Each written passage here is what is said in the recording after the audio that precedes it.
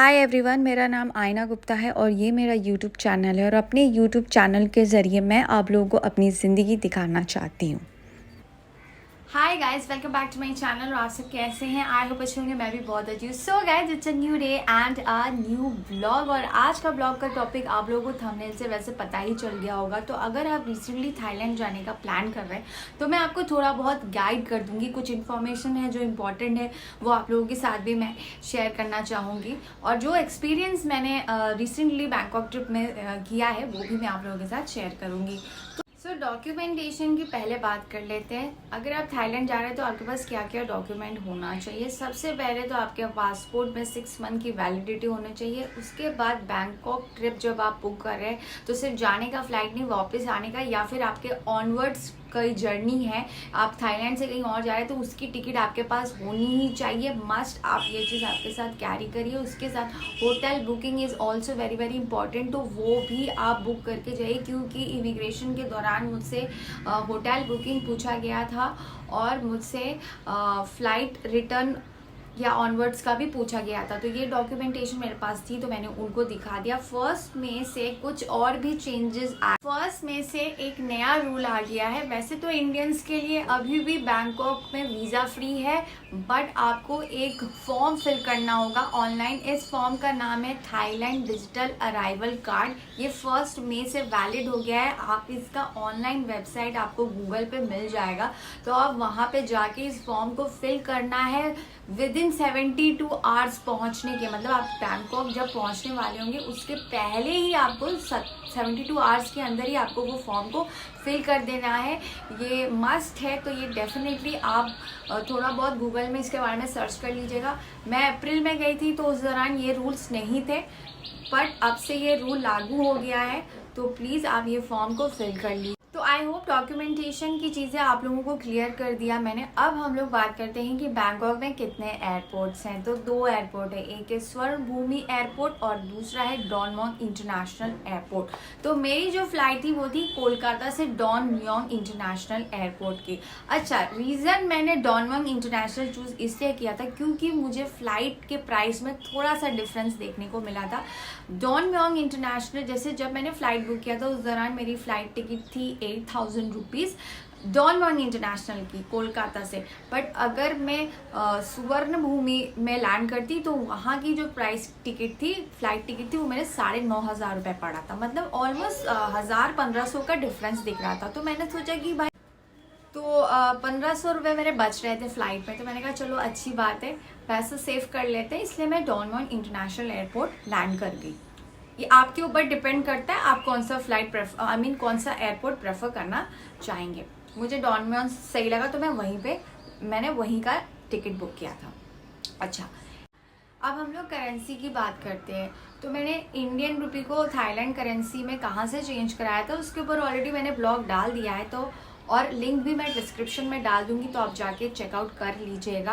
वैसे मैंने 10,000 थाई बात ही अपने साथ कैरी किया था। मेरी ट्रिप बहुत लंबी नहीं थी, 6 डेज की ट्रिप थी, तो उस हिसाब से 10,000 थाई बात ही मैं लेके गई थी। और मेरे साथ क्रेडिट कार्ड भी था और साथ में मैंने अपना इंटरनेशनल डेबिट कार्ड भी कैरी किया था, जस्ट इन केस अगर मुझे पैसे की कमी हो तो मेरे पास पैसे हैं। वहाँ पे आपको ईजिली ATM मिल जाएगा।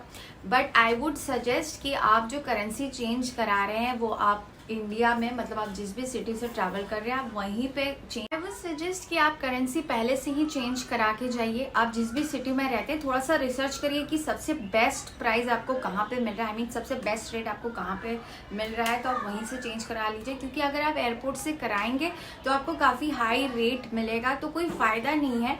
आई वुड सजेस्ट कि आप अपने सिटी में ही कहीं ना कहीं रिसर्च करके आप उसको बेस्ट रेट में चेंज करवा लीजिएगा। वो बात अलग है, आपको अगर लगता है कि नहीं आप एयरपोर्ट से कराना चाहते हो तो आप करा सकते हैं। इमरजेंसी सिचुएशन में आपको बहुत सारे जगह करेंसी एक्सचेंज थाईलैंड में मिल जाएंगे। इवन एयरपोर्ट में आप जैसे ही इमिग्रेशन क्रॉस करेंगे आपको लाइन से वहाँ पे एक्सचेंज के आउटलेट्स दिख जाएंगे।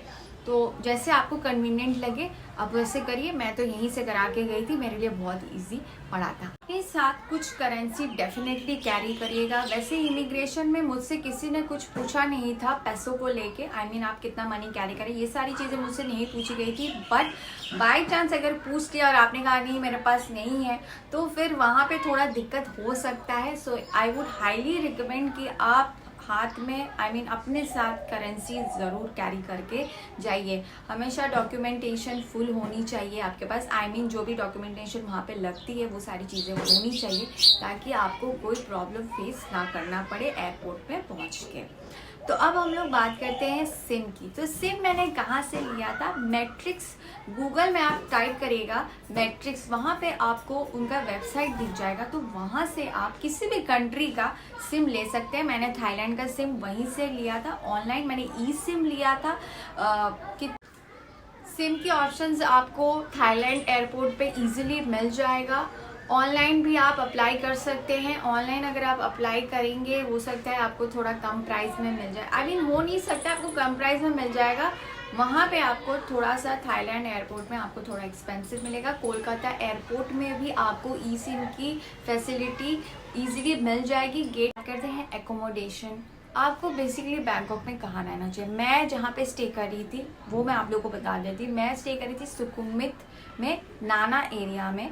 वो एरिया में मुझे काफ़ी सही लगा, क्योंकि वहाँ पे बहुत सारे आपको इंडियन रेस्टोरेंट की फैसिलिटी मिल जाएगी। बहुत सारे बड़े बड़े 5 स्टार प्रॉपर्टी है, JW मैरियट हो गया, नोवोटल हो गया, हयात हो गया, मेशन हो गया।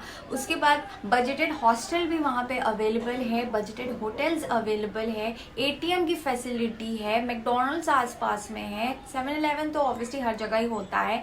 तो ये सारी फैसिलिटी तो आपको मिल रही है। साथ में आपको BTS की फैसिलिटी बहुत ही ईजिली मिल रही थी, I mean just walking distance पे ही मेट्रो अवेलेबल है, अशोक है पास में, बहुत सारे बड़े बड़े मॉल्स हैं, LV रेस्टोरेंट्स हैं, डियोर रेस्टोरेंट्स हैं, सब कुछ विद इन 1 to 2 किलोमीटर्स के अंदर ही है। तो ये एरिया मुझे काफ़ी सही लगा। अब ट्रांसपोर्टेशन की बात करते हैं, तो मैंने बैंकॉक में सिर्फ और सिर्फ पब्लिक ट्रांसपोर्टेशन ही यूज़ किया था। पब्लिक ट्रांसपोर्टेशन में मैंने BTS ज़्यादातर यूज़ किया था, दैट इज़ मेट्रो, और मैंने टुक टुक राइड भी थोड़ा बहुत लिया था। वो एक्सपेंसिव होता है बट डेफिनेटली बैंकॉक में है तो एक दो बार ज़रूर राइड करिएगा, आपको बहुत अच्छा लगेगा, मज़ा आता है उस टुक टुक राइड में। उसके बाद आपको ये बाइक, जैसे अपना इंडिया में रैपिडो एंड ऑल दैट होता है, तो वहाँ पे ऐसे बाइक टैक्सी होता है, ग्रैब ऐप होता है, तो आप चाहे वो डाउनलोड कर सकते हैं, वो भी आपको चीप पड़ेगा।